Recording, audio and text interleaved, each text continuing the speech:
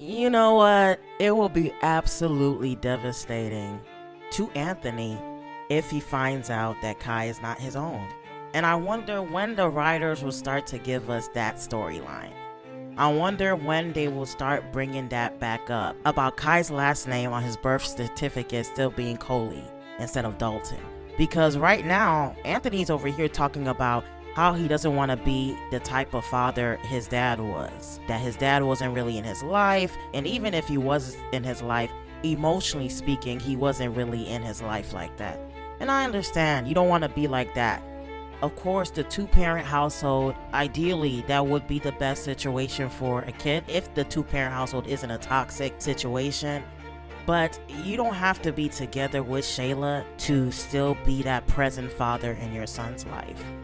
But what I found interesting is that when Shayla was talking to Anthony and he was expressing about how his dad was with him, here it is, Shayla was talking about, oh wow, I didn't know that about your dad. I didn't know that portion of you. I mean, Shayla, how would you know? How would you know that when the foundation of you all's relationship is lust? How would you know that when the basis of you getting to know Anthony was through intoxication? So how would that be something that you would know, Shayla? So now it looks like you're getting to know him? Now you see that maybe perhaps what you said about him not being present in his son's life like that was hitting below the belt? So this is why the foundation of anything that you build, anything that you start, business, relationship, whatever the case may be, is crucial. You need a strong foundation in order to build upon it. It reminds me of a hymn. The hymn basically goes like, I'm sure you all know, on Christ the solid rock I stand, all other grounds is sinking sand.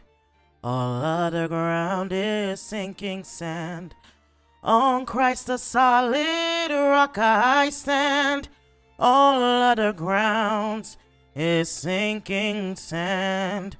All other ground is sinking sand.